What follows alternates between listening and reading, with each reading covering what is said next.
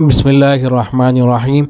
یہ واقعہ اس طرح سے حضرت شیخ الحدیث مولانا زکریا کاندھلوی نور اللہ مرقدہ نے عاشورہ کے دن یعنی 10 محرم کو مدینہ طیبہ میں ہم سے پوچھا کہ آج عاشورہ کا دن ہے، اب تک تم لوگوں نے حضرت حسین رضی اللہ تعالیٰ عنہ اور اہل بیت کے شہداء کو یاد کر کے ان کے لیے کتنا ایصال ثواب کیا۔ ہم چپ رہے تو حضرت نے سب خدام کو چپ دیکھ کر روتے ہوئے ارشاد فرمایا کہ ہر محرم پر یکم محرم سے 10 محرم تک روزانہ شہداء کربلا کے ایصال ثواب کے لیے ایک قرآن کریم ختم کرنے کا اہتمام کر رہا ہوں۔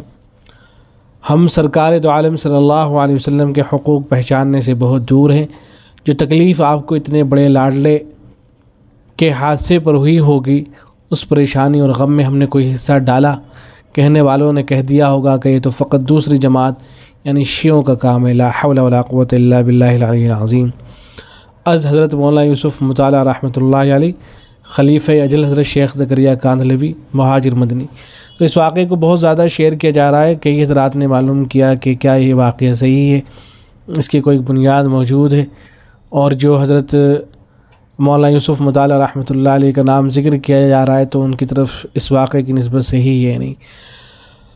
تو جواب میں عرض ہے کہ واقعہ صحیح ہے، اور اس میں جو اس واقعے کی نسبت کی جا رہی ہے حضرت مولانا یوسف مطالعہ صاحب رحمۃ اللہ علیہ، تو ان کی ایک کتاب ہے جس کا نام ہے جمال محمدی صلی اللہ علیہ وسلم درس بخاری کے آئینے میں، مجموع ارشادات حضرت مولانا یوسف مطالعہ صاحب حفظہ اللہ، اب تو رحمۃ اللہ علیہ ہو گئے، انتقال ہو گیا ہے۔ اور یہ کتاب چھپی ہے لندن برطانیہ سے، البتہ ہندوستان میں یہ سہارنپور میں مل جاتی ہے کتب خانہ یاحیوی پر، اور پاکستان میں یہ کراچی میں مل جاتی ہے دارالاشاعت، اور ایسے لندن میں مل جاتی ہے۔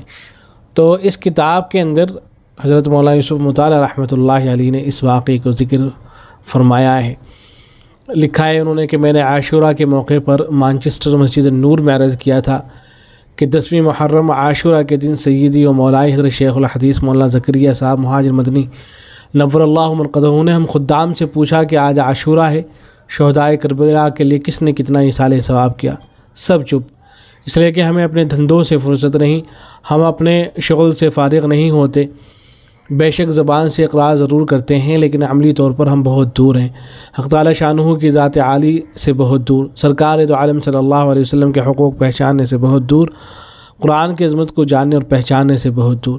حضرت نے پھر سب خدام کو دیکھا کہ چپ ہیں،